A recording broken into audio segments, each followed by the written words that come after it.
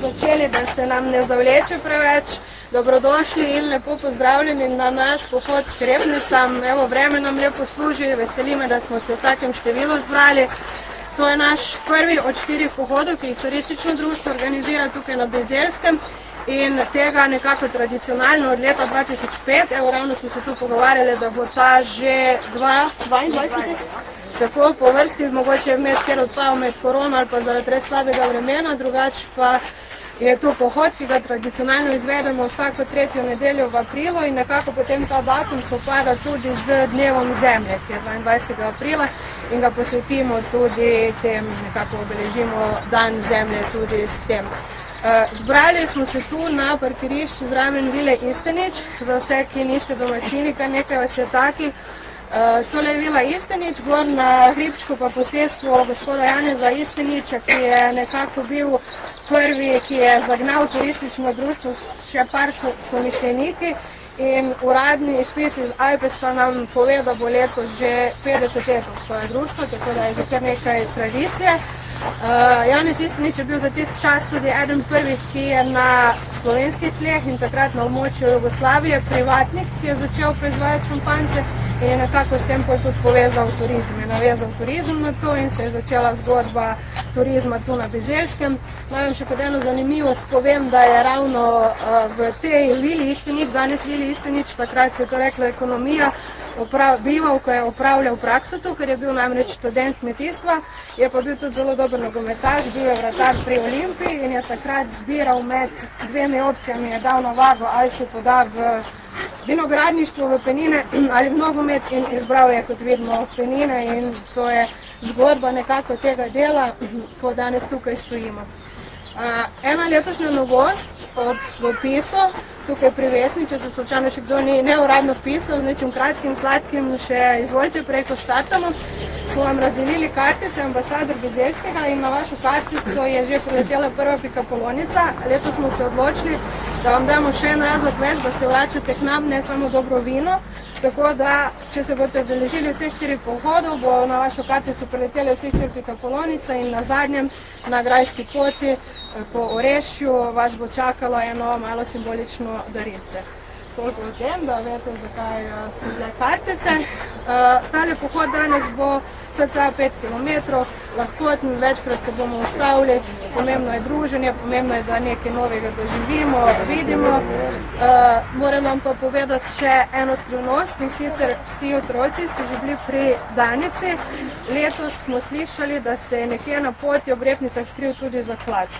Kaj več vam bo povedala Danica. Danica ima naloge, namige za vas, tako da boste sledili njej, jo poslušali na postajah, kjer se ustavimo in če boste uspešni, vas bo morda na koncu počakal tudi zaklad. Jaz predlagam, da začnemo. Prosim vas, jaz bom šla prva, pridite za menoj, večja smo skupina, bomo probali nekako homogeno, to, da se preveč ne razdelimo, pa bomo počasi krenili proti repnicam, pa se sproti ustavili, še kaj povedali. Želim vam, da se imate lepo, vreme bo lepo, dokler obamo pohod in začnemo.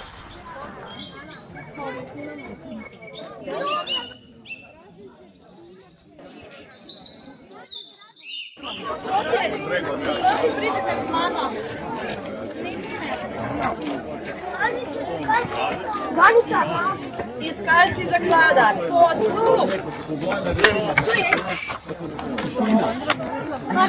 Spominja na rdečo, nekako ne najbolj značilna, tako je, nekako ne najbolj značilna barva za fasade in legenda pravi, da je to še spomin in obeležje turških padov. Torej, ko so Turki prihajali sem, so izropali hiše, iz hiš od družin pobrali, vzeli k sebi mlade fante in ko so se nenehno vračali, da so si olajšali delo v narekovajih, so hiše premazali z rdečo barvo. Legenda pravi, da naj bi bila včasih tudi kri od ljudi, ki so jih pobili. Žalostna, tragična zgodba, ampak nekako je to še en ostanek, en spomin na to obeležje. Torej, rdeča hiša, vpadi Turkov in s to barvo označijo, da ko se vrnejo, da ne grejo dvakrat v isto, da ne najdejo prazno, da so učinkoviti, ali kako bi temu rekli. Tragična zgodba, ampak pač vredno tako obeležje, da se spomnimo tudi teh časov. Tako, evo, da ne gremo samo mimo tega, da obeležimo tudi to, zdaj gremo pa počasi naprej.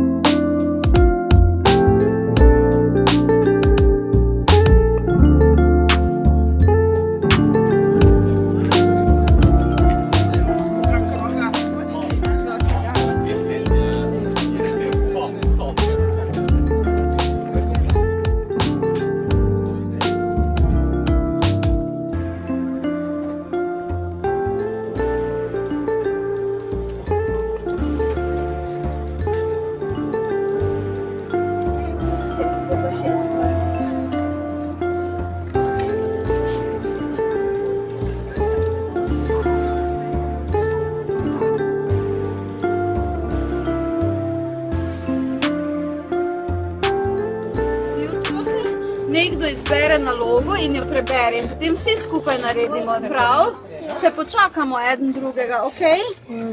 Kdo bo zdaj prebral ti? Žana, Nanga, poišči eno palčko in zapiši ali nariši svoje ime. Potuži od zadnji. Poišči eno palčko.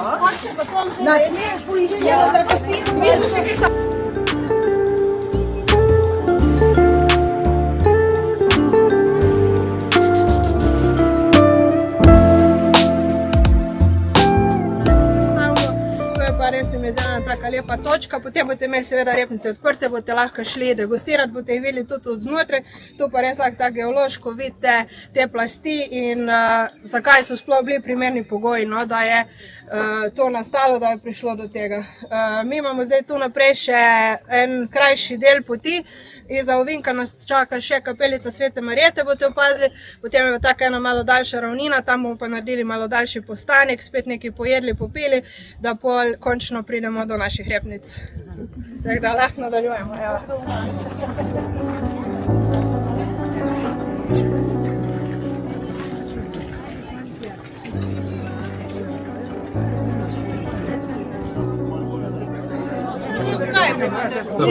Belega vina je še? Ne vem,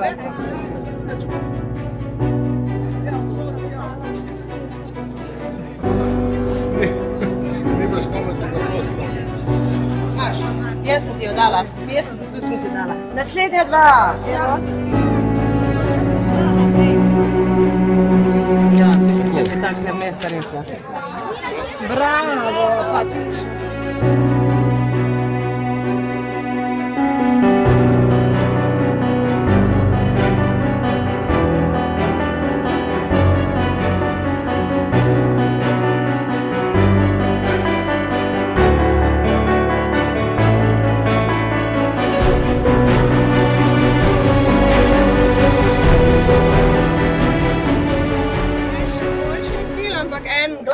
Cilj današnjega pohoda, smo na izhodiščni točki, odkoder so vam danes odprta vrata v 3 repnice.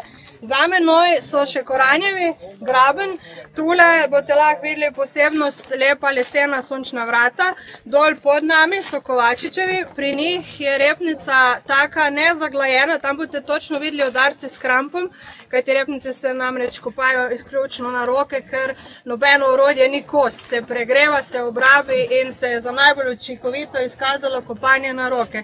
In boste pri njih je taka nezaglajena videli, mislim, da so včasih imeli nastavljen tudi kramp, da lahko probate udariti, pa boste videli, koliko moči dela je šlo v to. In pa tale bela hiška, par korakov naprej, pa Najgerovi, pri njih je pa repnica največja, najbolj razvejana, najdaljša, tako da vse te 3, vsaka posebno na svoj način, vsaka čudovita, vse te 3 vas danes čakajo. Ker smo malo večja skupina, vam predlagam, da se malo porazporedite in pa dogovorimo se, cca 15 do 12 je zdaj, 15 do 1 sedemo tamle gor pri Najgerovih, pri tisti beli hiški, vsi skupaj počas dobiti, da pol nadaljujemo do končne točke. Tako da zdaj imate urco časa, malo zaokrožite, vsi 3 vas pričakujejo in lepo se imejte. Prosim.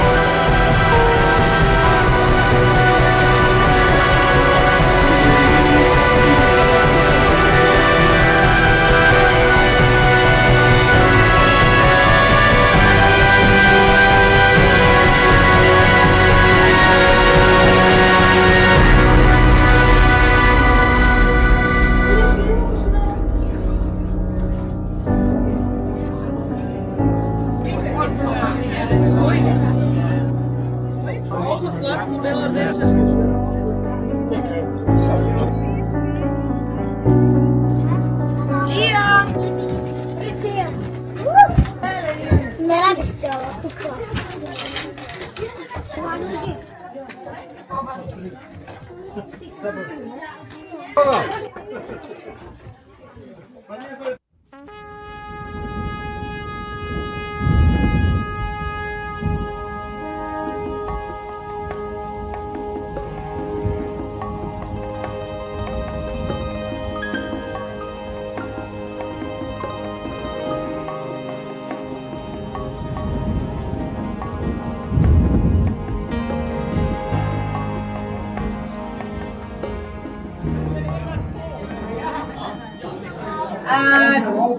Tisti, ko ne veste, naša repnica je, tisti začetki so več kot 160 let.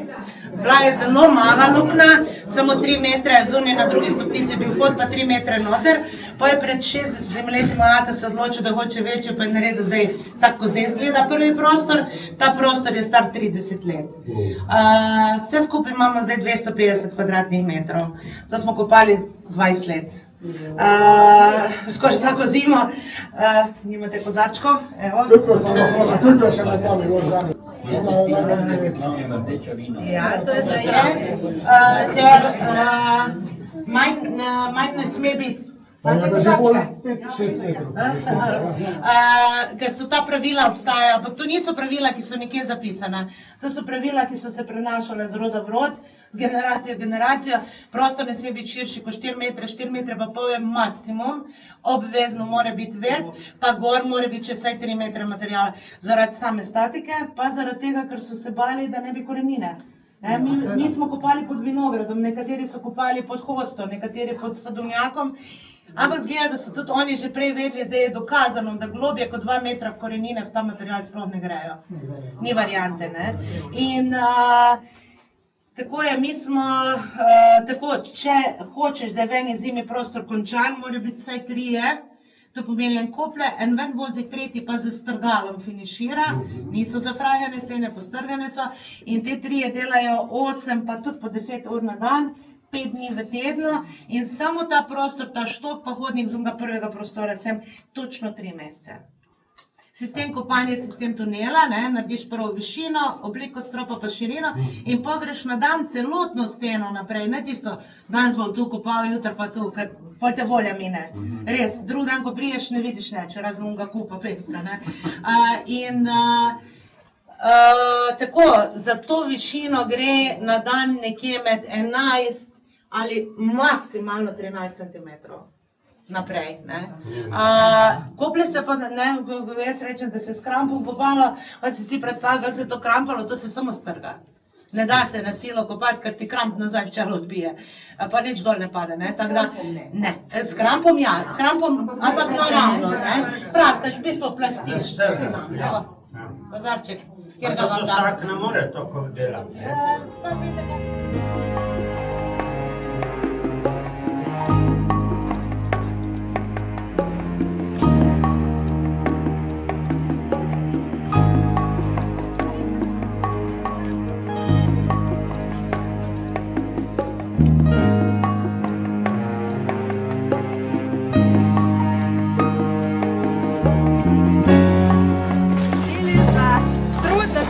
Z nami, ampak kot smo napisali tudi na vabilo, letos smo še dodatno za vas pripravili eno mini repnico, zadnjo repnico presenečenja. Tu naprej bomo šli še par korakov, čist blizu je, ne bo več daleč treba in tam nas bo počakal Tomaž, ki nam bo predstavil lokostreljstvo.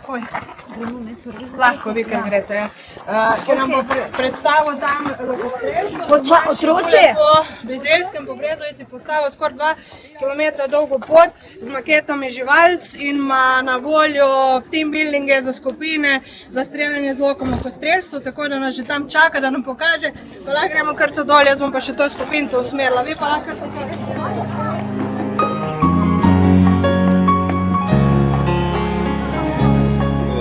Dvakrat ukrivljeni, oziroma recurve lok, moderni. Večinoma danes streljamo s tako opremo.